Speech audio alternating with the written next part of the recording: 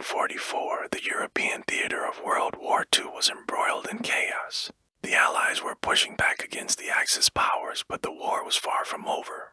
In a remote part of the Ardennes forest, intelligence reports had surfaced about a secret German research facility, rumored to be experimenting with unconventional warfare.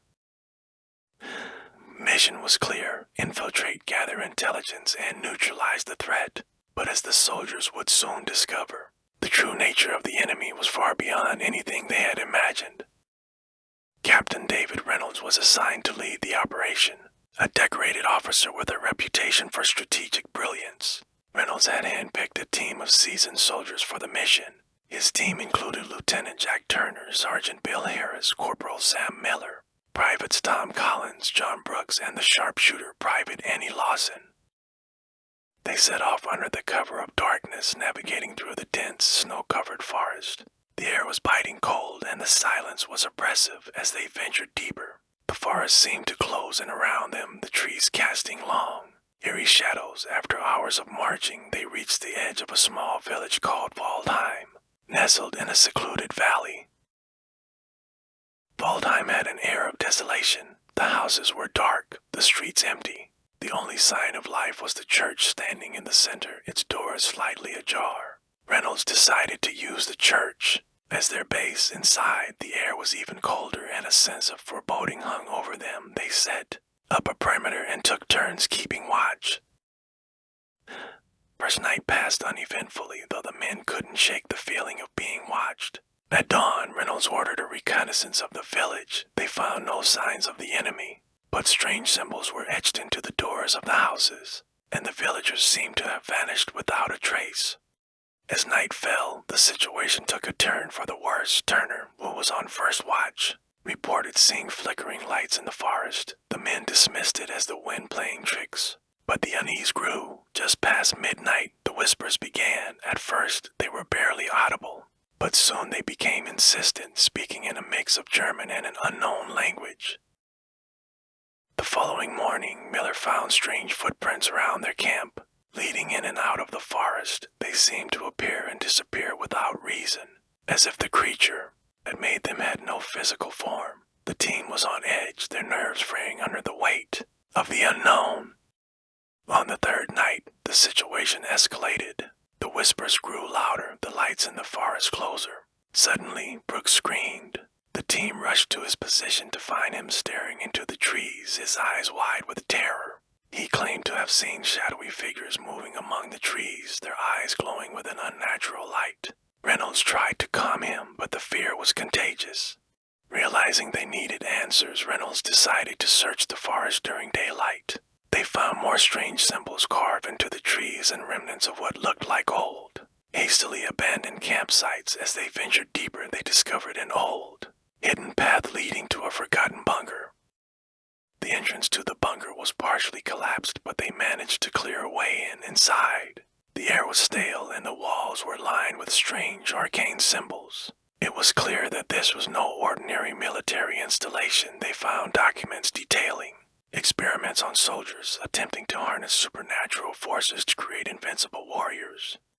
Deeper in the bunker, they encountered rooms filled with archaic equipment, jars containing preserved body parts, and tattered books on occult rituals. In the last room, they found a large, ominous stone altar covered in dried blood. It was clear that the facility's purpose had been far more sinister than they had imagined. As they prepared to leave, they heard footsteps echoing through the corridors.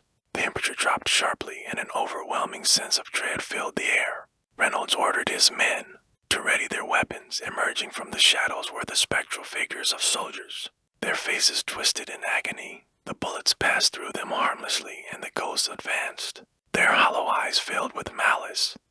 In a desperate bid for survival, Reynolds ordered a retreat. They fought their way out of the bunker, the spectral soldiers following them into the forest. As they emerged into the fading daylight, the apparitions vanished, but the sense of terror remained. Back at the church, Reynolds and his men regrouped. They knew they had to find a way to neutralize the supernatural threat. Miller, who had some knowledge of folklore, suggested they find and destroy the source of the haunting, likely the altar in the bunker. As night fell, the church came under siege. the spectral soldiers surrounded the building. Their whispers now a deafening cacophony, shadows moved with a life of their own, and the temperature dropped to freezing levels. The men took turns firing at the apparitions, but it was futile. Lawson, the sharpshooter, kept a lookout from the church tower. She reported seeing more lights in the forest converging on their position. Reynolds knew they were running out of time. They had to act fast. At dawn, Reynolds decided on a two-pronged plan. He would lead a small team back to the bunker to destroy the altar, while Turner and the rest would hold the church. Miller, Harris, and Collins volunteered to go with Reynolds. The journey to the bunker was harrowing. The forest seemed alive with malevolent forces, the trees whispering secrets of the past. They reached the bunker and set charges around the altar. As they prepared to detonate, the spectral soldiers reappeared, more aggressive than before. A fierce battle ensued. The men fought with everything they had.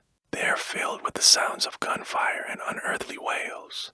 Just as the situation seemed hopeless, Reynolds gave the order to detonate the charges. The explosion rocked the bunker, the altar shattering into pieces. Back at the church, Turner and his men faced their own battle. The spectral soldiers grew more aggressive as the night wore on, their attacks relentless. Just as it seemed they would be overwhelmed, the explosion in the bunker sent a shockwave through the forest. The apparition screamed in agony and began to dissipate, the curse broken. The dawn brought an eerie silence to Vol.13. The spectral soldiers were gone, and the oppressive darkness had lifted. Reynolds and his team returned to the church. Battered but victorious, they had faced an enemy beyond comprehension and survived. Reynolds reported the mission as a success, though he left out the details of the supernatural. The official record would show that the team had neutralized a secret German research facility, but the truth of what they had faced remained with them. The men returned to their units, forever changed by the experience. The memories of Waldheim haunted them, a chilling reminder of the unseen horrors that lurk in the shadows of war. Reynolds, in his later years, would write a memoir detailing the events in full. It became a source of fascination and skepticism, a story passed down through generations as a testament to the darkness that humanity can unleash. The winter of 1943 was one of the harshest on record. The biting cold, the relentless snow, and the unyielding darkness made the war seem even more brutal. The Allies had received intelligence about a hidden German outpost in the remote village of St. Agnes. Located deep within the Black Forest of Germany, the mission was simple: infiltrate, gather intelligence, and eliminate the threat. However, the reality of the mission would prove far more terrifying than any of the soldiers could have imagined. Lieutenant James Caldwell was chosen to lead the mission, a seasoned officer with countless successful missions under his belt. Caldwell was known for his tactical brilliance and unwavering resolve. His team consisted of 6 men: Sergeant William Bill Turner, Corporal Samuel Sam Hayes, Privates Thomas Tom Dawson, Robert Bob Thompson, and the brothers, John and Michael Mick O'Reilly. They set off on a cold December morning, their breath visible in the icy air. The forest was eerily silent, the only sound being the crunch of snow under their boots. The deeper they ventured, the darker it became, the towering trees blocking out the scant sunlight. For hours of trekking, they finally arrived at St. Agnes, a village seemingly abandoned and frozen in time. The village had a sinister aura. The houses, though intact, were dark and empty. The church, which stood in the center, had its doors wide open as if inviting them in. Caldwell decided to make the church their base of operations. As they entered, the air grew colder. A sense of dread washed over them. First night was uneventful, but the silence was unnerving. The men took turns keeping watch, the howling wine their only company. As dawn broke, Caldwell ordered a search of the village. They found nothing, no signs of life, no footprints in the snow, and no evidence of an enemy presence. It was as if the village had been abandoned overnight. That night, things took a darker turn. Turner, who was on the first watch, reported hearing whispers coming from the forest, dismissing it as the wind. Caldwell reassured his men, but as the night wore on, the whispers grew louder, more insistent. They spoke in German, words of warning and despair. The next morning, they found Turner missing. His gear was still there, his rifle leaning against the wall, but he was nowhere to be found. A search of the village and the surrounding forest yielded nothing. The men were on edge, fear creeping into their minds. whispers returned, this time accompanied by shadows that moved just beyond the firelight. Caldwell ordered the men to stay close, their rifles at the ready. As the night deepened, the whispers turned into wails, the shadows growing bolder. Suddenly, Mick let out a scream. The men turned to see him being dragged into the darkness by unseen hands. They fired into the void, but it was too late. Mick was gone. Panic set in. The men, trained for combat and hardened by war, were now facing an enemy they couldn't see or understand. Caldwell tried to keep morale up, but the fear was palpable. They decided to fortify the church, barricading the doors and windows. That night, the church was besieged. The wails and whispers were deafening. The shadows pressing against the barricades. Caldwell, clutching his rifle, saw a figure standing at the altar. It was a woman, her eyes hollow, her skin pale and translucent. She began to speak, her voice a chilling whisper. She told them of the village's dark past during the early days of the war. The villagers had been accused of harboring Allied spies in retaliation. German soldiers had slaughtered everyone, leaving the bodies to rot. The church had become a place of unspeakable horror, the villagers' spirits trapped in an eternal cycle of torment. As she spoke, the shadows grew closer, the temperature dropping further.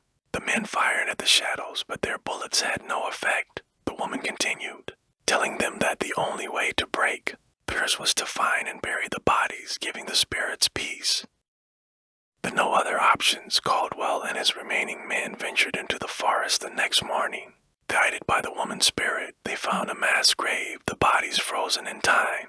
They spent the day digging, their fingers numb from the cold. As they buried the last body, the forest grew silent, the oppressive darkness lifting. That night, the church was quiet. The whispers were gone, the shadows no longer looming. The men, exhausted and haunted by what they had witnessed, finally slept. At dawn, they left St. Agnes, the village now a ghost town, its dark past buried beneath the snow. Caldwell reported the mission as a success, but he never spoke of the horrors they had faced. The men who survived were forever changed, the shadows of St. Agnes following them long after the war had ended. In the years following the war, Caldwell tried to put the memories of St. Agnes behind him, but the nightmares persisted, vivid and unrelenting. In 1950, 5 years after the war had ended, he received a letter from a German historian named Dr. Friedrich Weber. Dr. Weber had been researching the events in St. Agnes and had uncovered new information. He invited Caldwell to return to the village to help uncover the truth. Haunted by the past and desperate for closure, Caldwell agreed. He reached out to the remaining members of his team. Sam Hayes and Tom Dawson agreed to join him. Despite their own lingering fears, together they made their way back to the Black Forest. The journey to St. Agnes was eerily familiar. The forest seemed unchanged, the shadows as oppressive as ever. When they arrived, they found the village still abandoned, the church standing in silent vigil over the frozen landscape. Dr. Weber greeted them, his eyes filled with curiosity and concern. Dr. Weber led them to the church, where he had set up a makeshift research station. He explained that he had uncovered documents indicating that the massacre in St. Agnes had been part of a larger, darker ritual. The German soldiers, under the command of an SS officer named Heinrich Metzger, had been conducting occult experiments, attempting to summon and control dark forces. As night fell, the familiar whispers began. Dr. Weber, though intrigued, seemed unprepared for the chilling reality of the village's curse. The group decided to investigate the crypt beneath the church, hoping to find more clues. The air grew colder as they descended the stone steps, the flickering candlelight casting long shadows on the walls. In the crypt, they found ancient texts and artifacts, evidence of Metzger's ritualistic practices.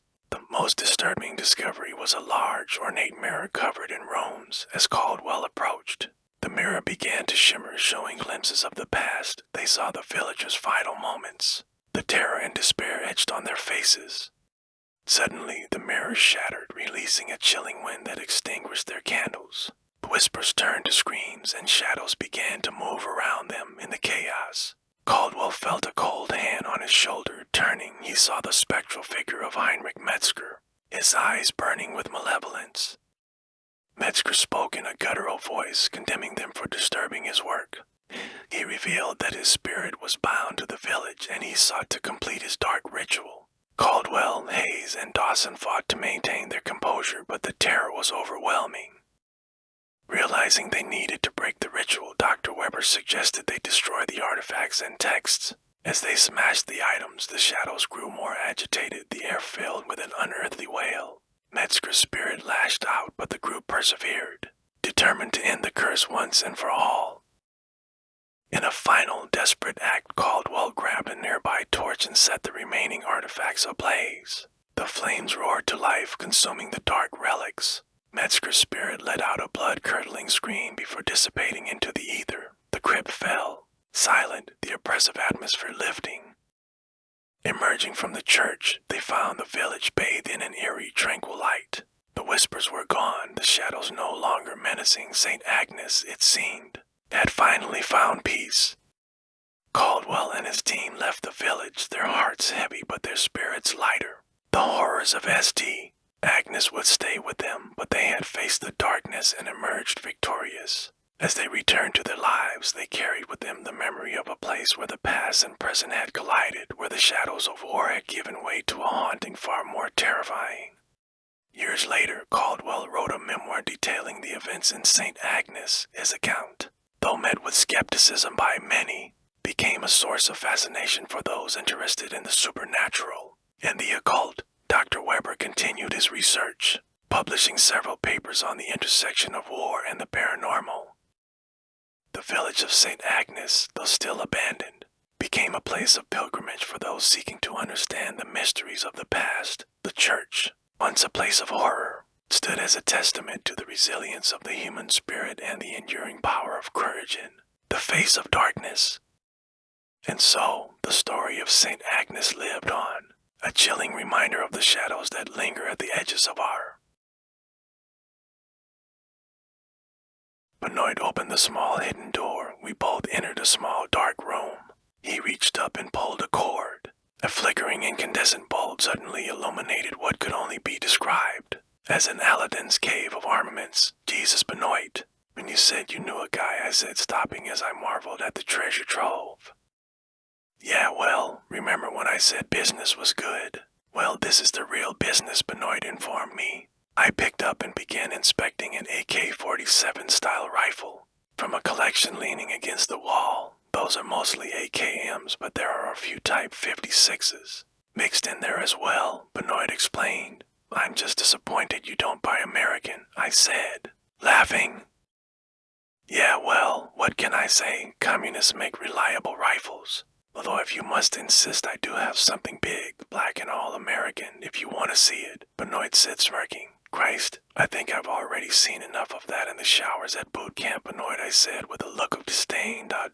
Benoit pulled the zipper open on a large kit bag on a table in the corner, revealing a large black M60 machine gun. Shit, don't you think maybe that's overkill? Hauling it around might be a problem for little guys like us. What about ammo? I argued. Ammo isn't the issue, that's easy to source. The disintegrating belts that feed it are the problem. I only have one 50-round belt. Benoit informed me. No, we need to be able to move fast. It will only slow us down, I suggested. Good point. All right, we'll leave it here. Benoit replied, stuffing 2 AKM rifles and for fully loaded magazines into a second empty kit bag. It took a single claymore that was sitting on a shelf, looking lonely, and put it into the bag along with the rifles. A claymore, Benoit said, surprised. Yeah, if we get there before them. I'd like to know when they arrive, I replied, smiling. Makes sense, Benoit agreed while placing some C4 and detonators into the bag. We all set, he said, zipping the bag shut. Looks like, I replied. As we both put on our jackets and checked our flashlights, I carried the bag. Benoit turned off the light and pushed the storage closet back into position, hiding the doorway to the small arsenal. We made our way to the front door. Benoit looked out onto the quiet street to see if the coast was clear. Good to go, he said, as we both emerged. I loaded the bag into the trunk. Between all the time we spent reading the professor's notes and making up our makeshift arsenal, it was sundown by the time we left the city. I was driving at Benoit's insistence. He said we were much less likely to be stopped by the cops with a white guy behind the wheel. The steering felt sluggish with the heavy cargo in the trunk. I drove slowly so as not to attract any unwanted attention.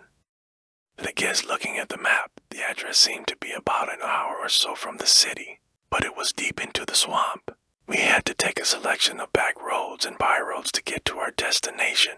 Night was falling when we turned onto a small dirt road raised up from the water. Either side of the road was swampland. We drove on the road for a couple of miles. In the distance, a large building began to appear. The red house was, as the name suggested, red. It seemed to be made of sandstone. It sat on a small islet in the swamp connected to the raised road. It was a grand old building that looked more like a small fort that could have been lifted straight out of Paris or Saigon. As we got closer, it became obvious that the building was in a serious state of disrepair. But frankly, it was a miracle it was still standing in a swamp after all these years. That some unnatural power kept a structure like this standing in such an area. But I put the thought out of my mind and focused on the task at hand. Looks like we got here first, Benoit pondered, surveying the grounds as we approached. There were no other vehicles visible, unless they arrived by boat, I suggested. The house was sat on the water and might have a jetty at the rear. It was hard to tell. Grounds were overgrown. We hid the car in a patch of overgrown reeds on the lawn.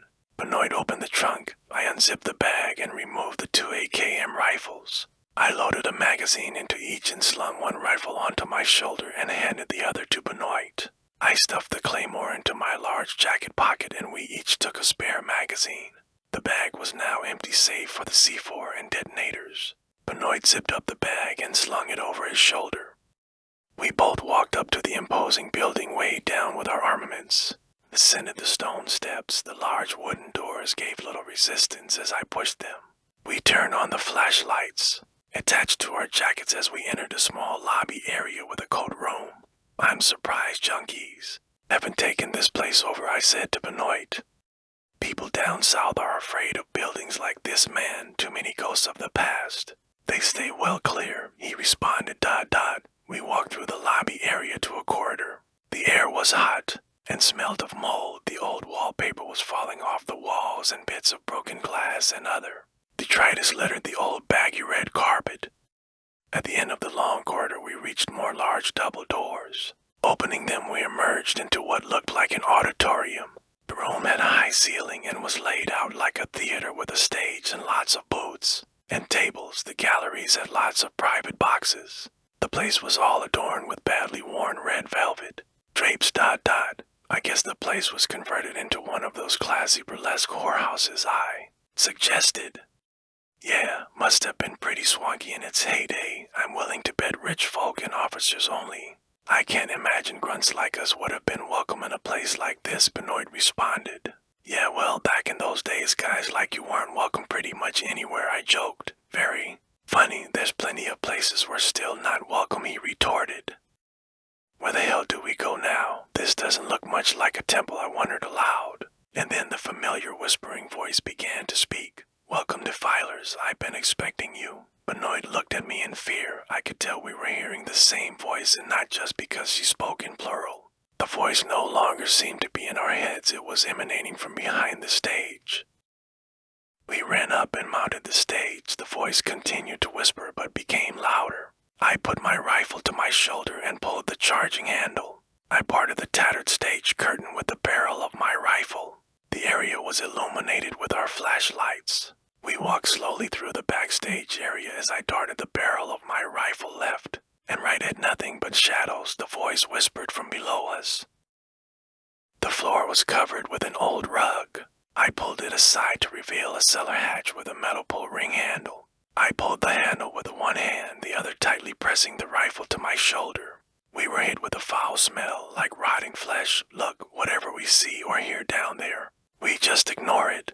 We plant the charges and we get out as quickly as possible, Benoit said, fear painted on his face. I just nodded as we started to descend the narrow stone staircase. I suddenly remembered the claymore in my pocket. We paused as I took it from my pocket. I placed it on the top step pointing toward the hatch.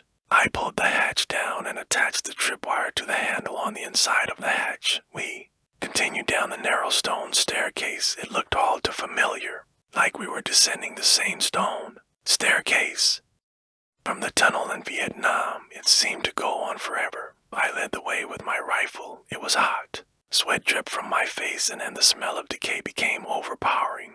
The stairwell ahead stopped at a corner and turned to wood. We rounded the corner.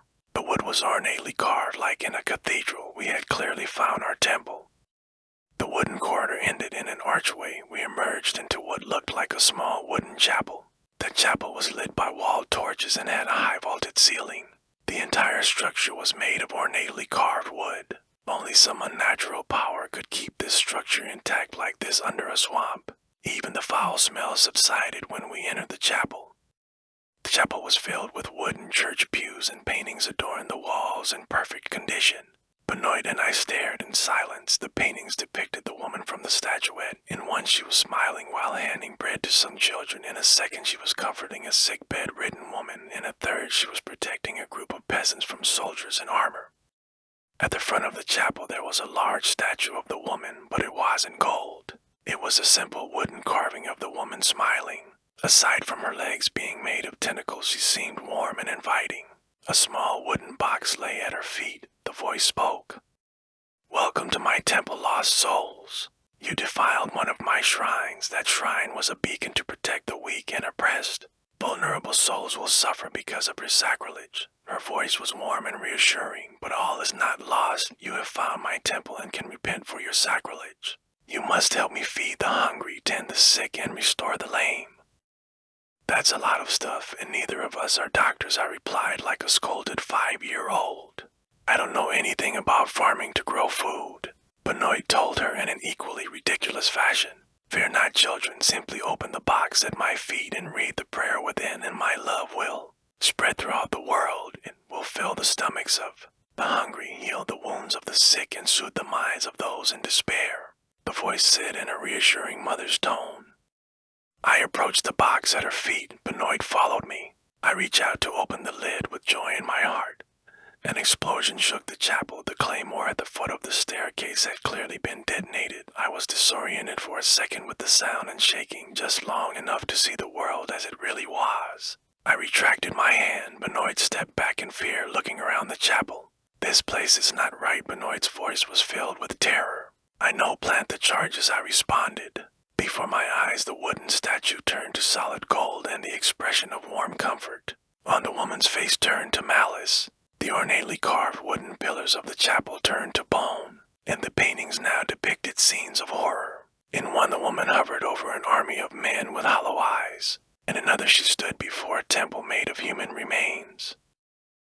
The chapel pews turned to stone and were no longer empty. They were filled with the skeletal remains of people all sitting upright, staring at the statue in adoration. The foul stench of something evil returned to my nostrils. "Are you seeing what I'm seeing?" I said with barely contained horror. "Yes." "Cover the door," Benoit screamed as he began planting the C4 behind the pillars. I could hear screaming from above us, then to gunshots, and the screaming stopped. They had obviously put whoever had been hit by the claymore out of their misery. They clearly meant business. I could hear the footsteps of a large group of people descending the stone stairs above. "That sounds like a lot of people. I knew we should have brought the M60, Benoit said in a hushed but angry tone. "Stop crying over spilled milk and plant those fucking charges," I said back, wishing we had the M60. I hungered down behind one of the stone pews with the AKM train on the archway entrance, which I could now see was made of stone and human bones. I reverted into the mode of a trained soldier. My hand steadied on the weapon and my breathing slowed as I could hear the footsteps draw closer. A man entered the room, pointing his rifle uneasily. He looked untrained. He certainly wasn't a mercenary, maybe a fanatic. I didn't fire on him immediately, hoping his friends would join him. Two more men entered. The third man clearly had some training as he quickly spotted me hungered behind the stone pew and raised his rifle. I fired 3 quick single shots, cutting each of them down. No more men entered, but I could hear people in the corridor whispering, "No grenades. You could damage the temple." I heard a woman whisper an order. I recognized her voice. It was the whore from the motel. Benoit ducked over and hunkered down beside me at the stone pew. Charges are. Said 10 minutes, he said, pointing his rifle at the doorway. I prayed it would. Be long enough. I'm coming in. I'm unarmed. Don't shoot. I just want to talk, came a man's voice. Okay, we can talk, I replied. It was the psychiatrist from Camp Zama. He walked in with his palms open to show he wasn't carrying weapons. Thank you for leading us here. That old professor sent us on a wild goose chase. But we had some of our people tailing you as a precaution. I never imagined it would be this beautiful, he remarked, and all looking up at the ceiling. We let him talk, but we knew we were on the clock. It's just as I had heard in the stories, a temple made of solid gold, he said while running his finger on a pillar near the entranceway. The pillar was made of stone and human femur bones. Benoit gave me a sideways look. I guess the Silent Mother promised different people different things. To soldiers weary of war are shown a perfect peaceful world. Other power-hungry are shown a temple of gold and promises of infinite power. This is the true gift of the Silent Mother. She can grant infinite wealth and the power to rule over the world. She can even restore her followers to life if they sacrifice themselves in her name. As he spoke, his eyes took on the same fanatic rage that I had seen before in the hospital. Yes, Mother, not much time, I understand, he mumbled seemingly to himself. Then suddenly he screamed like a banshee and ran toward us with what seemed like inhuman speed. The others waiting in the stairwell flooded into the room and began spraying assault rifle fire. I spotted 3 men and the woman from the motel in the chaos. We quickly cut the psychiatrist down, but the others seemed to be imbued with the same fanaticism. The Silent Mother was whispering to them all, who knows what she was promising them. They were like animals advancing on us from behind the stone pews. Bullets snapped as they hit the pews we were hunkered behind. 2 of the men tried to advance too quickly and Benoit put them down. With a quick burst of automatic fire, I leaned out from the side of the pew and fired a quick shot at the crown of a head I could see poking up from behind. Another pew, a body slumped into the aisle. The woman had been flanking us and appeared at the side of our pew firing. Bullets snapped past my head. Then she was hit by a volley of automatic fire that cut into her legs. I turned to see Benoit's rifle, smoke emerging from the barrel. He ran over and kicked the pistol from her hand. We need to get out of here. We don't have much time, Benoit said, slinging the rifle over his shoulder. We were ready to leave when we heard the woman crawling along the ground. She was still alive and dragging herself by, her fingernails toward the statue. We looked down at her. She was moving at a miserable pace, dragging herself inch by inch to the statue. It was still a distance away from her, and the attempt seemed worthless. Please, and Silent Mother, please. I sought out one of your shrines. I did what you asked, she pleaded, barely able to breathe, crawling slowly, leaving a snake of blood as her trail. Please do as you promised. Restore my child's life. Please, Silent Mother, I beg you, I beg you. She screamed with all her remaining strength through gritted teeth, crawling toward the statue. I pointed my rifle and shot her dead. We both ran toward the exit without speaking. The Silent Mother called to me while I ran. I assumed she did the same to Benoit. We ignored her. Perhaps her power was more effective on those who were desperate enough to believe her lies. We bounded up the stone staircase. The clock was against us. We reached the top of the staircase. The top of the step and the hatch had been blown away by the claymore. I crawled out over the rubble. Benoit followed. We sprinted through the auditorium. The ground shook and a loud thud rattled the building. It began to groan angrily, its foundations clearly shaken by the blast. As we sprinted through the corridor, the building began to list dangerously. The damn thing was falling into the swamp. We burst out the front doors of the lobby, down the steps, and onto the lawn. From the safety of the lawn, we looked back at the red house. It was sinking on one corner backward into the swamp. Then suddenly, as if a support pillar had collapsed, half the building broke off and fell into the swamp. The rest soon followed as we looked on in silence. For that night I never heard the whispers of the Silent Mother again. But I often thought of the desperation of that woman and what the Silent Mother had promised her.